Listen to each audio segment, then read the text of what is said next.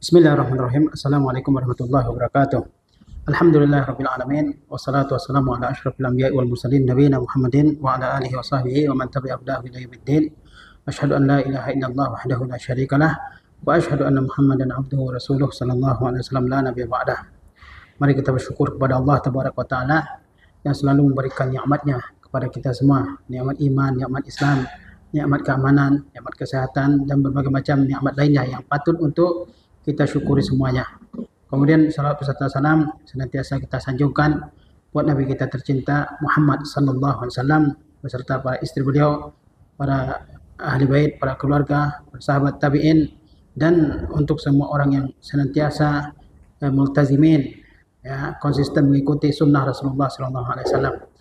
Kemudian pada kesempatan yang berbahagia ini saya akan membicarakan ucapan-ucapan para ulama yang berkenaan dengan keutamaan menuntut ilmu, juga faedah-faedah dari ilmu pengetahuan. Yang dimaksud dengan ilmu di sini adalah ilmu din, yaitu ilmu agama yang begitu banyak, ya, keutamaan-keutamaannya, kelebihan-kelebihannya yang disebutkan oleh Allah Subhanahu wa taala dalam Al-Qur'anul Karim, dalam sunnah Nabi sallallahu alaihi wasallam yang sebelumnya telah kita bicarakan secara singkat. Kemudian sekarang kita bicarakan tentang ucapan-ucapan para ulama yang berisi keutamaan-keutamaan menuntut dan mempelajari ilmu. Yang saya ambil dari kitab Syekh Sultan Al-Umari yang judulnya 45 Keutamaan Ilmu. Sekarang kita bahas fadailu mutafarriqatun lil ilmi, yaitu fadilah-fadilah yang berbeda-beda untuk ilmu, ya. Yang pertama, annan nasa kullahum bihajatin lil ulama. Bahwasanya manusia semuanya membutuhkan ulama. Hatta afdalil maratibi, sampai tingkatan yang tertinggi dalam agama, wahwal jihadu, yaitu jihad di jalan Allah Subhanahu wa taala, la yaqumu illa ala nuril ilmi wa tawjihil ulama. Tidak bisa jihad itu berlangsung kecuali dengan cahaya ilmu dan arahan para ulama. Jadi keutamaan yang pertama dari ilmu adalah bahwa semua manusia perlu kepada ulama. Semua manusia perlu kepada ulama.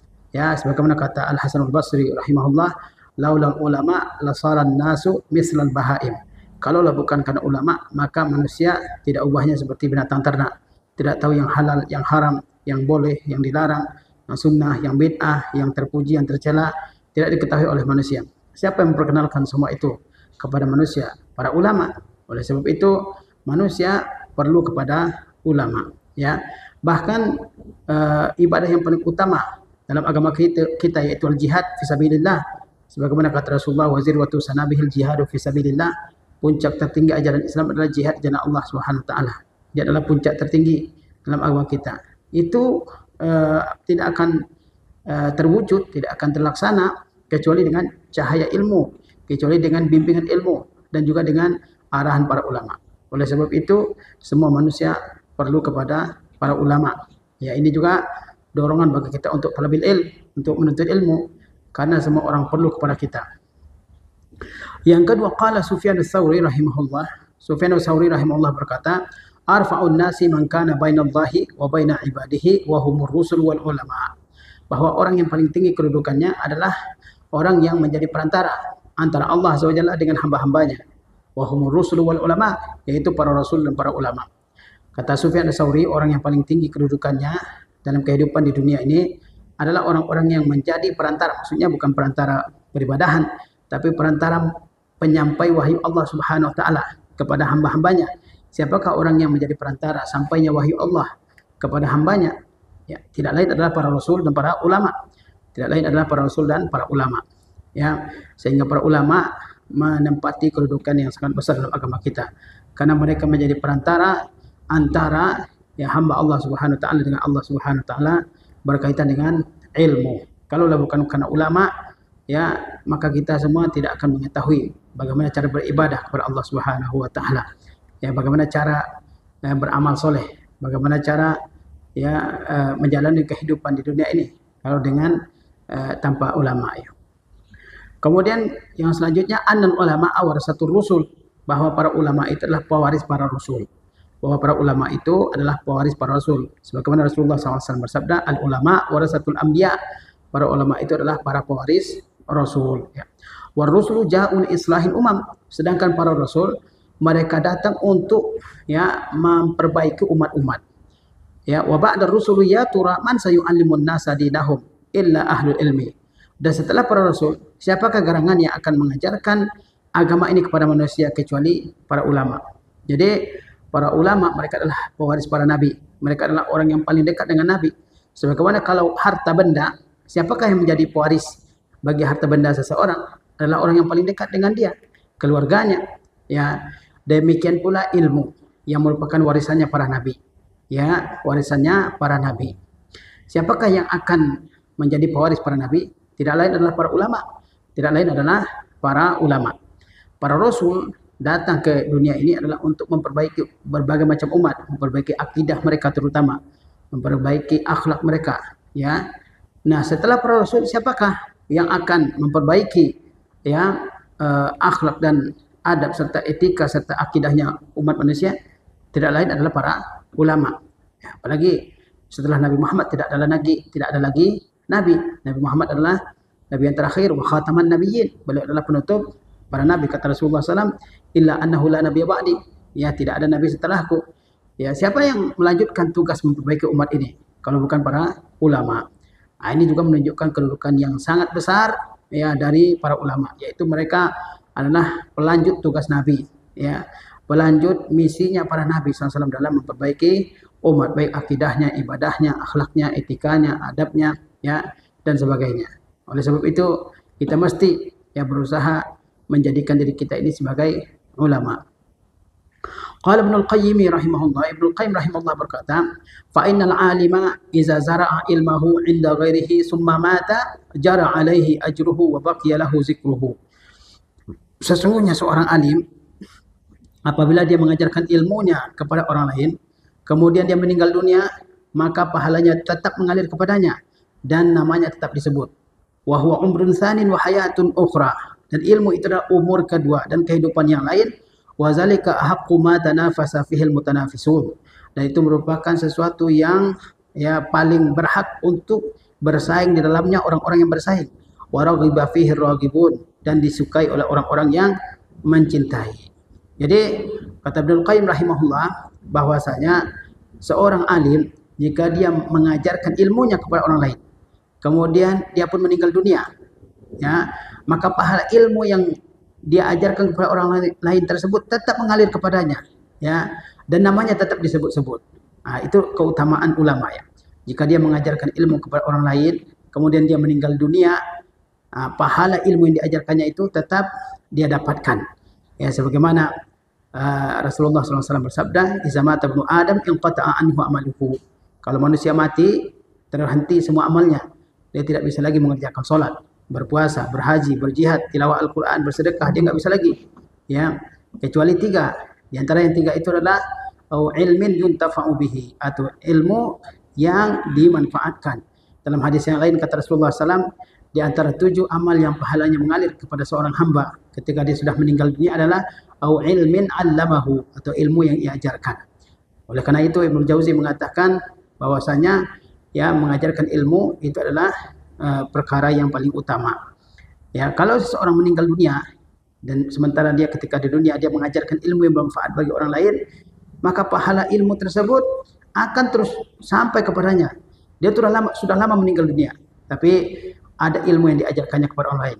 Ilmu tata cara wudhu misalnya, tata cara sholat, tata cara tilawah Al-Quran, ya, tata cara berhaji, tata cara berumah tangga, tata cara beribadah-ibadah lainnya.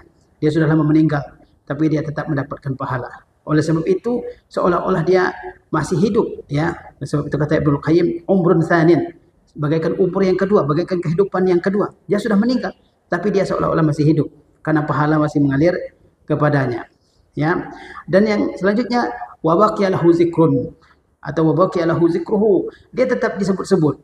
Coba kita bayangkan para ulama kita zaman sekarang ini. Mereka sudah ada yang meninggal 100 tahun yang lalu, 200 tahun yang lalu, 400 tahun yang lalu, 500 tahun yang lalu, bahkan ada yang 1000 tahun yang lalu sudah meninggal dunia. Tapi sampai hari ini namanya tetap kita sebut dan kita doakan. Kita katakan qala Syafi'i rahimahullah, qala Imam Ahmad rahimahullah, qala Ibnu Taimiyah rahimahullah, qala Ibnu Qayyim rahimahullah, qala Ibnu Katsir rahimahullah, dan sebagainya. Ya. Ini adalah kemuliaan dari ilmu. Orang masih sebut namanya. Betapa banyak manusia yang sudah meninggal di dunia ini. Tapi apakah semuanya disebut namanya? Ya, bahkan ada yang sudah dilupakan oleh manusia. Ya, lihat nenek-nenek moyang kita, yang mereka bukan orang alim. Mungkin kita sendiri sudah tidak kenal sama mereka, namanya pun banyak yang sudah kita tidak kita ketahui. Tapi para ulama yang mengajarkan kebaikan manusia punya kitab-kitab yang kitabnya sampai hari ini dibaca oleh orang, maka ya nama orang tersebut, nama alim tersebut masih disebut. Oleh sebab itu, kata Ibnul Qayyim, ilmu inilah yang seharusnya kita perebutkan.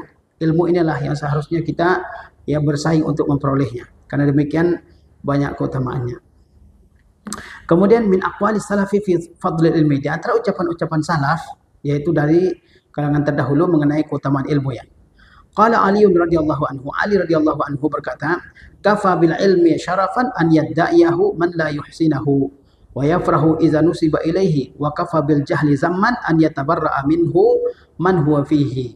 Kata Ali radhiyallahu anhu, menggambarkan tentang keutamaan ilmu, cukuplah bagi ilmu sebagai sebuah kemuliaan bahwa orang yang tidak menguasai ilmu mengaku pandai ilmu tersebut.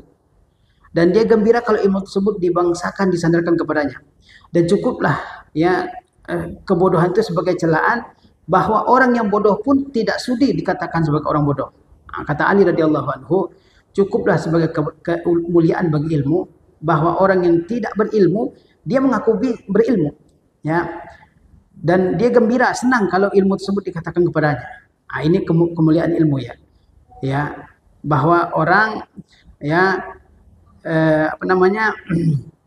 walaupun dia tidak menguasai ilmu, tapi dia mengaku menguasai suatu ilmu. Banyak kita lihat dalam kehidupan kita ini, orang yang mungkin kita katakan sok tahu ya. Nah, itu menunjukkan apa sebenarnya? Menunjukkan kemuliaan ilmu. Sehingga banyak orang yang mengklaim dia berilmu, walaupun faktanya dia tidak berilmu ya. Dan kalau dibangsakan, disandarkan sebuah ilmu kepadanya, dia senang. Oh, ini si fulan yang menemukannya, ini si fulan yang mengajarkannya. Misalnya, dia akan senang ya. Dan cukuplah kebodohan itu sebagai sebuah celaan bahwa orang berupaya untuk membebaskan diri darinya. Coba kalau kita katakan kepada orang, anta jahil, ya, anta ghabi, ya, antum tidak tahu, pasti itu kalimat yang berat diterima oleh orang. Menunjukkan bahwa kejahilan itu tercela dan menunjukkan kebodohan itu adalah sesuatu yang tercela. Ya, jadi ini keutamaan ilmu menurut Ali bin Abi Thalib ya. Orang yang tidak berilmu ya dia bangga mengatakan bahwa saya orang berilmu, dan dia senang kalau suatu ilmu dinisbatkan kepadanya ya. Dan cukuplah sebagai sebuah ya celaan bagi kebodohan bahwa orang tidak ada yang mau dikatakan sebagai orang bodoh ya. Kemudian selanjutnya ada perkataan dari Abu Hurairah ya radhiyallahu taala anhu, dia mengatakan, la an afqaha sa'atan ahabbu ilayya min ihya'i lailatin usalliha hatta usbiha. Ya, belajar 1 jam, kata Abu Hurairah, itu lebih saya sukai daripada mengisi semalam suntuk dengan sholat sampai subuh. Belajar 1 jam ya, itu lebih saya sukai daripada mengisi semalam suntuk dengan sholat malam ya. Jadi mana lebih utama? Menuntut ilmu, terutama ilmu yang fardu, daripada sholat malam semalam suntuk. Lebih utama menuntut ilmu ya. Dengan ilmu ibadah kita bisa jadi ibadah yang benar ya. Banyak orang yang beribadah tanpa ilmu, malah banyak hal-hal yang pelanggaran yang dia lakukannya. Oleh sebab itu kata Abu Hurairah, seandainya saya menghabiskan 1 jam dari waktu saya untuk menuntut ilmu, itu lebih saya sukai daripada menghabiskan 1 malam penuh dengan dengan sholat malam ya. Di samping itu, ilmu yang dituntut oleh seseorang itu tidak hanya bermanfaat bagi dirinya. Seandainya dia sholat malam, dia pahalanya hanya untuk dirinya. Tapi kalau dia duduk 1 jam, 2 jam, 3 jam menuntut ilmu, lalu diajarkan kepada orang lain, manfaatnya tersebar luas. Orang lain pun ya ajarkan lagi sampai menyebar ilmu tersebut di kalangan manusia. Ya. Oleh sebab itu ada yang bertanya kepada Imam Ahmad, mana yang lebih baik? Seseorang yang sholat ataupun seseorang yang menuntut ilmu? Kata Imam Ahmad, kalau dia sholat pahalanya untuk dia. Tapi kalau menuntut ilmu pahalanya untuk orang banyak, kebaikannya untuk orang banyak. Qala Malikun, Imam Malik berkata, inna aqwaman ibtaghaul ibadata wa adalul ilma. Sesungguhnya ada kaum-kaum yang berusaha beribadah tapi mereka menyia-nyiakan ilmu. Fa kharaju ala ummati Muhammadin bi asyabihim. Lalu mereka keluar membantai umat Muhammad SAW dengan pedang mereka. Walau ibtaghaul ilma lahajazahum an zalika. Seandainya mereka mencari ilmu, maka ilmu akan mencegah mereka dari perbuatan demikian. Nah, ini contoh orang yang semangat ibadah tapi minim ilmu. Ya, orang ibadahnya luar biasa. Orang ibadahnya luar biasa tapi minim ilmu. Akibatnya apa? Akibatnya dia salah tafsir terhadap Al-Qur'anul Karim. Ya, dia salah interpretasi terhadap Al-Qur'anul Karim, terhadap hadis-hadis Rasulullah, sehingga membawa mereka kepada penyimpangan sebagaimana kaum Khawarij. Ya, sebagaimana kaum Khawarij yang membunuh ya para sahabat dan orang-orang terkemuka dari umat ini. Ya, orang mesti berilmu sebelum beramal. Jangan hanya semangat ibadah yang tinggi tapi tidak dengan semangat menuntut ilmu. Ini tidak boleh. Ya, berilmu sebelum beramal. Oleh sebab itu, ya Allah Subhanahu wa taala yang pertama Allah turunkan adalah perintah membaca, dan membaca adalah wasilah untuk dapat ilmu. Iqra bismi rabbikal ladzi khalaq. Selanjutnya Allah turunkan ayat yang memerintahkan untuk berdakwah. Ya ayyuhal mudaththir qum fa'anzir. Wahai orang yang berselimut, berdirilah dan berilah peringatan. Ya, suruh berilmu dulu, baru kemudian beramal, berdakwah. Juga kata Allah Subhanahu wa taala, qul hazihi sabili ad'u ila Allah ala basirah. Katakanlah ini jalanku, inilah jalanku. Aku berdakwah kepada Allah ala basirah, di atas basirah, di atas ilmu. Wa man ittaba'an, demikian juga orang yang mengikutiku. Jangan sampai kita ya semangat dakwah tapi tidak menuntut ilmu, sebagaimana ada jamaah-jamaah ya yang tersebar di dunia zaman sekarang ini. Semangat dakwah, ada khurujnya ya, 1 hari, 3 hari, seminggu, sebulan, 40 hari seterusnya, tapi mereka tidak memiliki ilmu. Ya, akibatnya apa? Mereka bisa terjatuh ke dalam kekufuran, kesyirikan, bid'ah dan sebagainya. Ya. Kemudian ucapan yang selanjutnya, qala Abu Muslimin Al-Khawlani, ya, Abu Muslim Al-Khawlani berkata, masalul ulama fil ardi masalul nujum fis sama. Perumpamaan ulama di bumi seperti bintang di langit. Iza badat lin nasih tadau biha. Kalau bintang muncul ya untuk manusia, mereka mendapat petunjuk. Wa iza khafiyat alaihim tahayyaru. Kalau bintang tersembunyi, tertutup, maka mereka pun kebingungan. Jadi perumpamaan ulama di muka bumi ini seperti bintang di langit. Bintang di langit, kita berjalan ya di dalam kegelapan malam hari. Kalau bintangnya bersinar, maka kita bisa ya berjalan ya tanpa tersesat, tanpa terperosok ke dalam lubang, tanpa kesasar ke sana kemari. Ya. Nah, kalau bintang-bintang di langit tersasar, tersembunyi, maka orang-orang akan nyasar ke sana kemari. Nah, itulah perumpamaan ulama. Mereka adalah orang yang memberi petunjuk, sebagaimana bintang di langit memberikan petunjuk kepada manusia dalam perjalanan mereka dalam malam hari. Ulama adalah memberi petunjuk bagi manusia dalam kehidupan kita di dunia ini. Kita akan bingung ya dalam kehidupan dunia ini kalau tanpa bimbingan ulama. Ya. Oleh sebab itu orang harus ya mendekati para ulama dan belajar kepada mereka. Kemudian ada ucapan Al-Hasan Al-Basri. Qala Al-Hasan Al-Basri, Al-Hasan Al-Basri berkata, la an ata'allama baban min ilmi fa u'allimahu musliman ahabbu ilayya min an takuna li ad-dunya kulluha fi sabilillah. Kata Al-Hasan Al-Basri, seandainya saya belajar satu bab dari ilmu, lalu saya ajarkan kepada seorang muslim, itu lebih aku sayangi, lebih aku sukai daripada dunia ini menjadi milikku semuanya, lalu saya korbankan untuk jihad fisabilillah. Ini bayangkan ya, satu ilmu yang kita pelajari menurut Hasan Al-Basri itu lebih baik daripada dunia ini diberikan kepada kita lalu kita korbankan untuk jihad di jalan Allah. Lebih mulia ilmu, ya, lebih mulia ilmu. Karena dengan ilmu itu akidah seseorang jadi benar, ibadah seseorang jadi benar, dia mengetahui kebenaran, dia juga mengetahui kebatilan. Sebagaimana ya ucapan seorang penyair, araftu syarra la li syarri walakin li tawaqqih wa man la ya'rifu syarra min al-khairi waqa'a fi. Saya tahu keburukan bukan untuk mengerjakannya, tapi untuk menjauhinya. Siapa yang tidak tahu ya keburukan dari kebenaran, dia akan jatuh ke dalam keburukan. Intinya kita harus berusaha mencari ilmu, terutama ilmu-ilmu yang hukum mempelajarinya fardu ain, tentang cara sholat, tentang cara istinja, tentang tata cara tayamum, tata cara wudu, ya, tata cara mandi janabah, ya, tata cara puasa, tata cara haji kalau sudah menjadi wajib, ya.